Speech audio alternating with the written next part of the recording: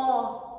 Allahumma salli ala Muhammad wa ala alihi wa sahbihi ajmain. Amma ba'd. Dewan Hakim yang arif nan bijaksana, hadirin yang berbahagia. Semangat membela negara seolah telah memudar di tengah-tengah munculnya ideologi transnasional yang berbaju Islam. Padahal membela negara bisa dikelompokkan sebagai salah satu jihad dalam pengertian yang luas. Terlebih ketika hal tersebut dilakukan dalam rangka membela hak-hak kaum muslimin khususnya dan nilai-nilai kemanusiaan pada umumnya. Oleh sebab itu, upaya setiap warga negara dalam mempertahankan Republik Indonesia terhadap ancaman baik dari luar maupun dalam negeri menjadi sebuah keniscayaan untuk eksistensi bangsa. Atas dasar inilah kami bertiga akan menyampaikan sebuah syarahan dengan judul Al-Quran dan Bela Negara, dengan berlandaskan firman Allah dalam Quran surat Saba ayat 34. A'udzu billahi minasy syaithanir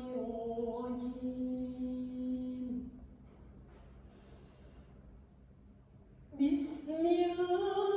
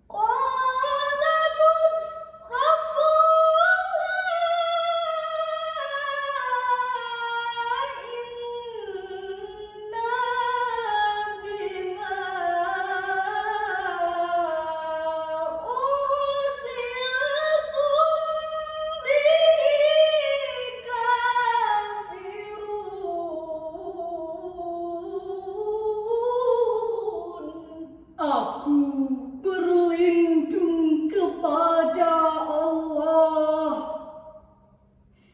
dari godaan syaitan yang terkutuk.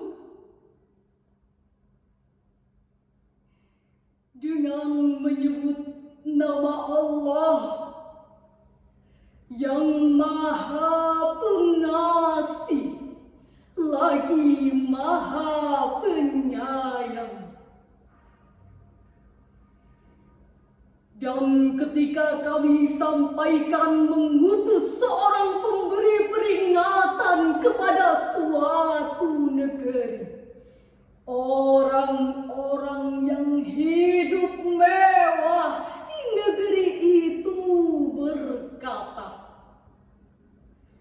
kami benar-benar mengingkari apa yang kamu sampaikan sebagai utusan. Hadirin yang berbahagia, pembicaraan mengenai bela negara di dalam Al-Quran secara tekstual menggunakan jihad fisabilillah, jihad di jalan Allah. Menurut Profesor Dr. Quraish Shihab di dalam buku Wawasan Al-Quran halaman 502 mengungkapkan bahwa jihad mengandung arti kemampuan yang menuntut bagi pelakunya mengeluarkan daya dan kemampuannya demi mencapai tujuan. yang mengisyaratkan bahwasanya memiliki tujuan yang satu, yakni membela negara. Namun, isyarat membangun negara yang baik, yang adil dan makmur di bawah lindungan Allah Subhanahu wa Ta'ala. Dalam Quran surat Saba ayat 34 begitu tegas dan jelas. Hal ini mustahil terjadi jika tanpa disertai kecintaan umat terhadap tanah airnya dengan jihad dan kesungguhan rakyat dalam membela negara. Sayangnya, mempertahankan negara biasanya selalu dikaitkan dengan militer atau militerisme. Seolah-olah kewajiban dan tanggung jawab membela dan mempertahankan negara hanya terletak pada Tentara Nasional Indonesia. Padahal berdasarkan pasal 27 ayat 3 Undang-Undang Dasar 1945 mengatakan, setiap warga negara berhak dan wajib ikut serta dalam upaya pembelaan negara. Hadirin yang berbahagia, oleh karena itu, langkah yang harus dilakukan dalam membela negara agar menjadi bangsa yang kokoh, aman, dan damai dengan berpegang teguh kepada Al-Quran, yakni menumbuhkan semangat persatuan dan kesatuan. Insinyur Soekarno pernah berkata, perjuangan generasi terdahulu lebih mudah karena mengusir para penjajah, tetapi perjuangan generasi penerus saat ini lebih sulit karena melawan bangsanya sendiri. Allah Subhanahu wa Ta'ala mengisyaratkan kepada kita semua agar memperkokoh persatuan dan kesatuan serta melarang bercerai-berai, sebagaimana firman Allah di dalam Quran surat Ali Imran ayat 103. Wa'tasimu bihablillahi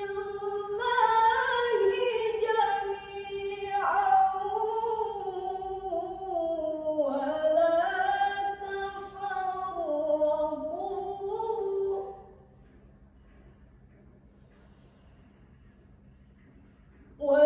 واذكروا نعمة الله عليكم إذ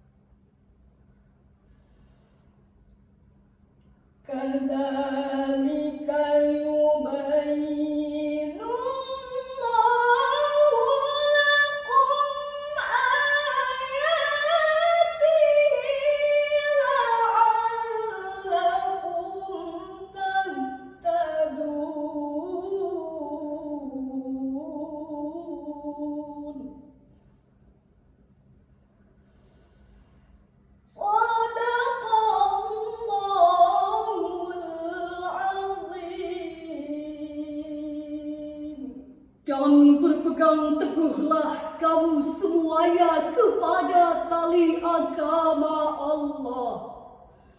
Dan janganlah kamu bercerai-berai.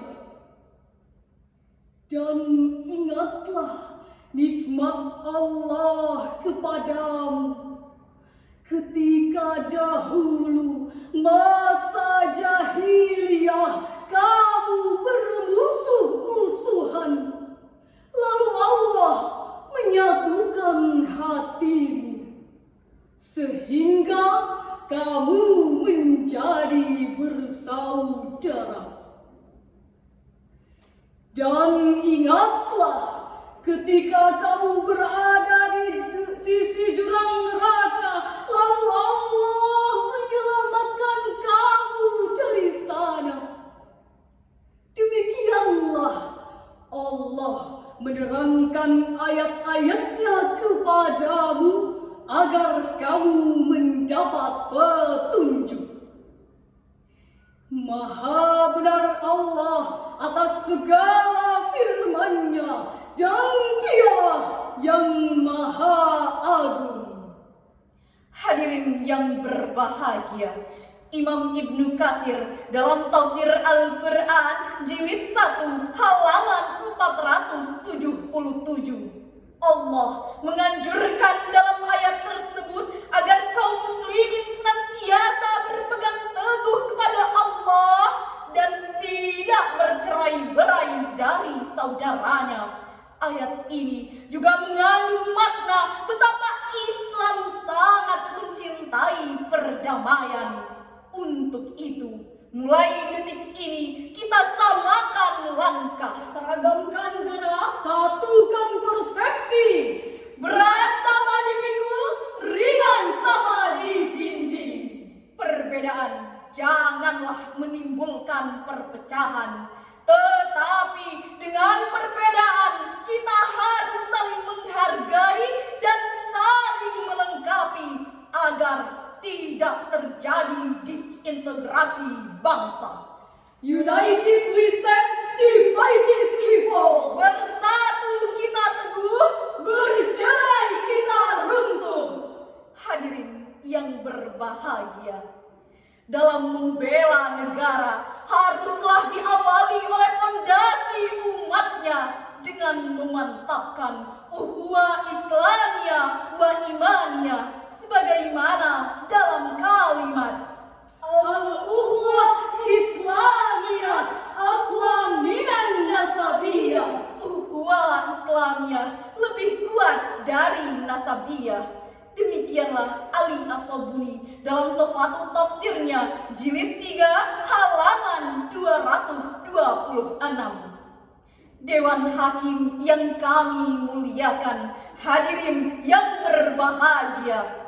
Oleh karena itu, dari syarahan ini dapat disimpulkan bahwa meskipun kita berbeda agama, Adat istiadat, organisasi, ataupun partai pilihan, tetapi tidak boleh saling menghina, saling memfitnah, mengadu domba, apalagi sampai menumpahkan darah.